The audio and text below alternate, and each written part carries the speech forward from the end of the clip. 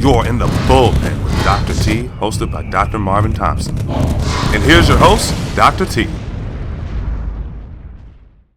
And it is time for Jackass of the week. This week, Friday, last week, in Baltimore County Public Schools, Baltimore, Maryland, 24-year-old teacher, and I may mispronounce her name, but at this point, I don't really care, Kelly Forestiak, elementary school teacher, fifth grade teacher. I used to teach fifth grade. Wonderful age group. You know why I love fifth grade? They are somewhere in between grabbing their identity. They're still kids, but yet they're trying so hard to grow up, something they can't help. And you can have so much fun with a fifth grader. I love that grade level. I actually did my internship in second grade and fifth grade, and I knew very quickly I can't do second grade. Can't do it. Can't wipe noses. Can't listen to whining. Can't do it. But fifth grade, beautiful age group. So much fun. I have so many of my kids over the years that were in those classes that I still communicate with, watching their families grow up, watching their babies, hearing their stories. I look at their Facebook pages. I laugh. I would never, and if I ever did, do what I'm about to share with you to any child in my classroom, I would expect a parent to have my head. I can tell you, if it were my kid that this happened to, I'm going to have somebody's ass. I'm going to be at their doorstep. This teacher, 24-year-old Kelly Forestiak, posted an inappropriate picture of students to Instagram. Some of you may already know this. It was a picture of an African-American kid, fifth grader, with a sombrero on his head. And she said, in this quote, wrote a caption under that picture of that image saying, "This is my African-American Mexican." Another picture on Instagram shows her with all of her students calling them assholes. Here's the quote. "Field day with my little assholes that I somehow still love. Hashtag fifth grade swag." One of the people on her Instagram commented, "I don't think as a teacher you're supposed to call your students little assholes on social media." Her response, "It's okay. They're 11 going on 18. Folks, I don't have to explain why this is wrong. She literally goes on and writes a second post that shows a female student with a caption reading, "When all the kids and staff are questioning your lipstick as you flash the bitch I'm cute as fuck face, hashtag fifth grade swag." I don't have to comment to anybody listening here that that's not appropriate. But let me tell you why this is significant. It's beyond just a young teacher making a simple mistake. The first thing that is wrong with this is that this teacher is supposed to be a conveyor of information and knowledge and a caretaker of these young children. Mind you, fifth graders, typically between the ages of 10 and 11 years old. She's supposed to be their model. She's supposed to make sure these young people go home no worse than they were when they left their homes. She's supposed to inspire, encourage, motivate, and engage them. I have a 24-year-old daughter, and I weighed that. As I read this. I saw this on Friday, and if I had to do this show on Friday when I read it, I'd have to bleep the things I wanted to say. Because I always view a teacher in the eyes of a parent and what every parent expects. Certainly a 24-year-old young lady is not equipped at this point to understand the nuances of an 11-year-old or a 10-year-old. However, they took the job. They understand the role. They understand the responsibility. If you're old enough to accept the check, if you're old enough to go through the process to get the job, then your ass needs to do the job. I'm going to get off of her for a second. I want to move to the response from the district, and I want to share this with you because this is something that's not going to go away, folks. This is not something that's just going to stop overnight. Think about where we are in this time, in this moment, in this country. I have no problem if an adult wants to be an asshole to another adult. That's between the two of you. You can cope with it any way you want to. But you don't have the right to do that to children. On Tuesday, Michael Dickerson, a Baltimore County school spokesman, said that the teacher regretted making the post. This was according to the Baltimore Sun. No shit, Sherlock. I bet you did. Dickerson said that the teacher had given him permission to speak about the matter. He said she will accept whatever disciplinary action she faces. However, Dickerson was unable to comment on what kind of retribution she faces. He's confirmed that she is still employed at the school. Folks, teachers do not have property rights to a job. Let me tell you why this dynamic of, and this is what bothered me. When I read the article, there was not any concern expressed about the impact of those pictures and those captions posted about those young people. And whether their faces were blocked or not, we know the name of the school. We know the name of the teacher, which means we know the roster in her classroom. Why is it we're not connecting these problems to the needs of children first? Those children are compelled by law to attend school. Well, let's throw this at you. Mom and dad decide, I'm not going to send my kid to school. That kid misses X number of days. Mom and dad are hauled into court. They're paying fines. This teacher can shame young kids on social media, and she regrets it, and we will punish her. And what? I'm going to tell you the truth. I don't give a damn about the teacher. I want to know, and this will be my concern as a parent of a child in that classroom.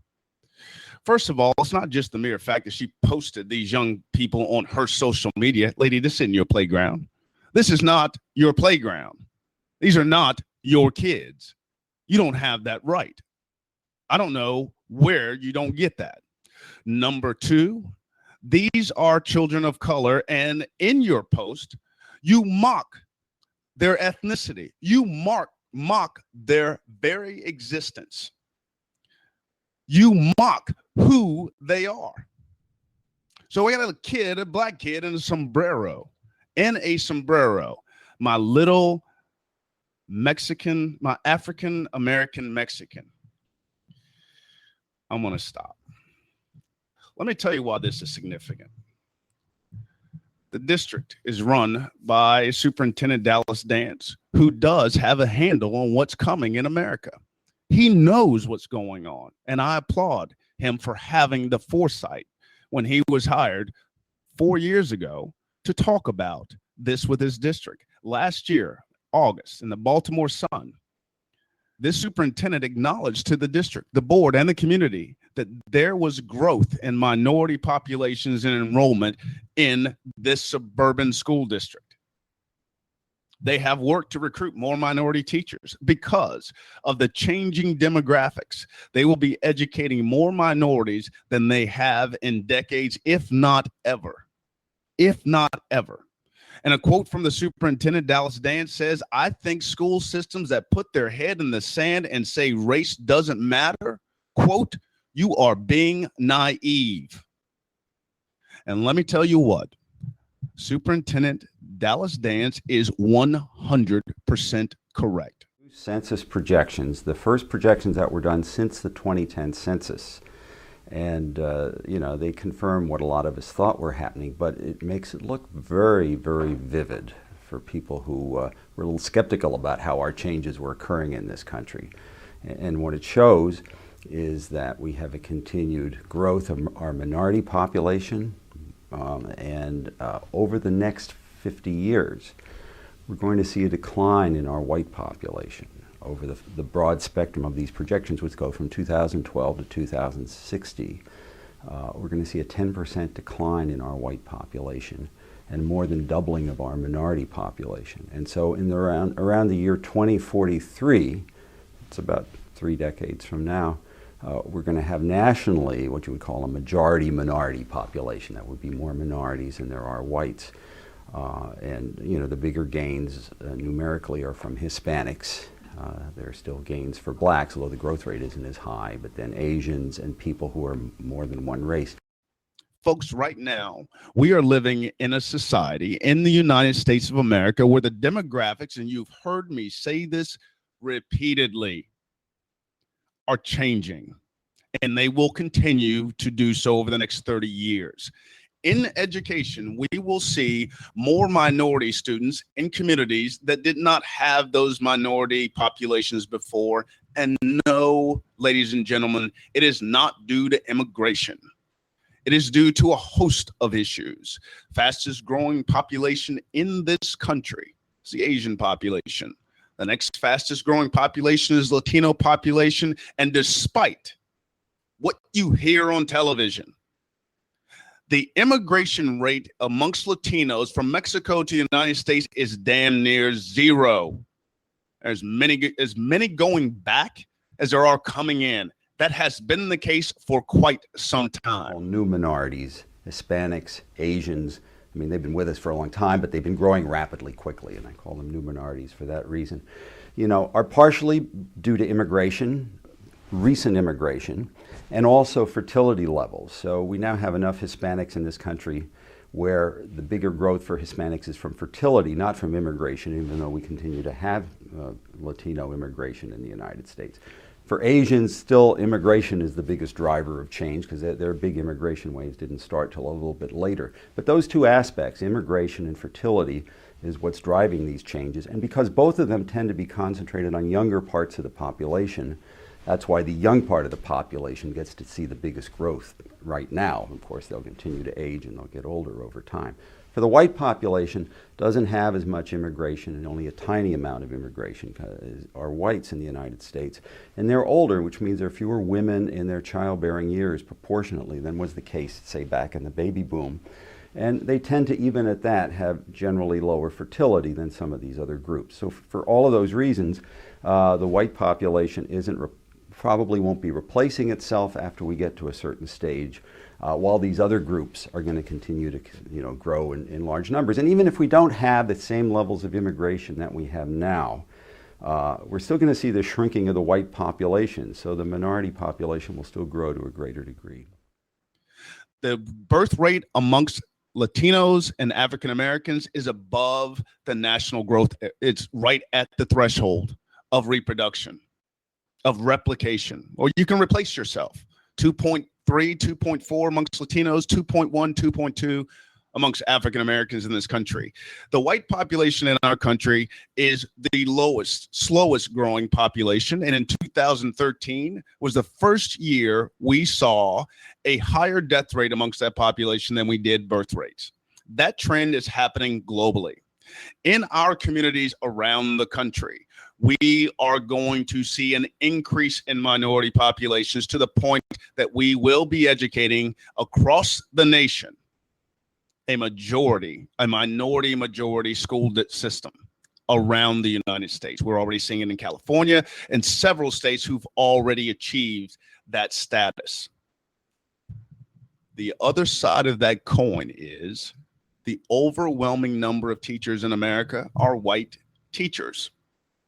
78 to 80% of our teachers are white, and that workforce will be stable in that demographic over the same period of time that we are growing into a minority majority school system.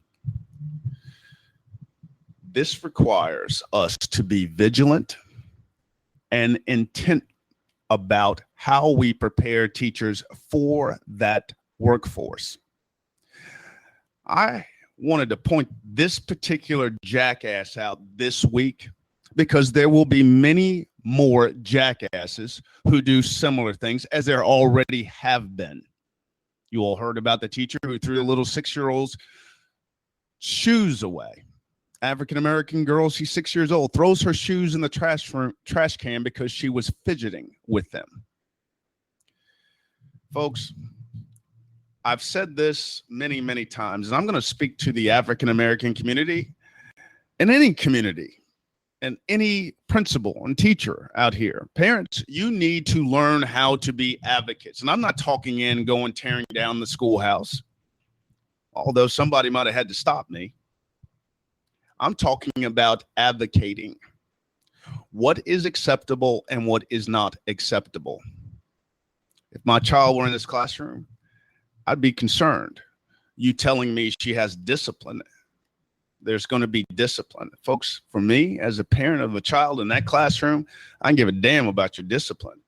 I want to know what the hell you're doing for my child. Because in the world of education, when situations like this occur, the first priority of thought and response should be for the well-being of those children. Because frankly, that schoolhouse was not built for the teacher. Without the kids, there is no teacher. Without the kids, there is no spokesperson. Without the kids, there's nothing. These pictures, social media, they don't go away. Once it's out there, it's done. I'm sure this teacher does regret it. I do. I'm sure she does. But does she regret it for the right reasons? Does she regret it because she got caught? Or does she regret it because of what it did and what it might do for those young people? In a minority school system, it's not just the content of what we teach and how we teach and meet the needs of these young people as we try to close the gap in cultural dissonance and suppress the bias that exists. And all the research that's come out in the last 2 years has ferreted that out. We have to make a concerted effort to address it. There are many districts who are doing that. I think in this particular county, Dallas Dance, over a year ago, clearly stated what we have to do. But this already happened in a district where you have leadership that is aware. You have leadership that is conscious. You have leadership that is proactive. But we have to be more than proactive. We have to be responsive to the needs of children when these situations come up. For the young people, or the parents of these young people in this classroom, I think you have to prepare yourself to ask some very poignant questions about what's to come for your child. I think it's also important that you ask your child what it means to them to have this experience. Because frankly, folks, don't minimize it. It's an experience. You cannot project upon a child your biases, laugh it off, take your punishment, and walk away. You're grown up. You'll cope with that. We have to do better. We have to do better. And this week, Ms. Forestiak, you are the jackass of the week.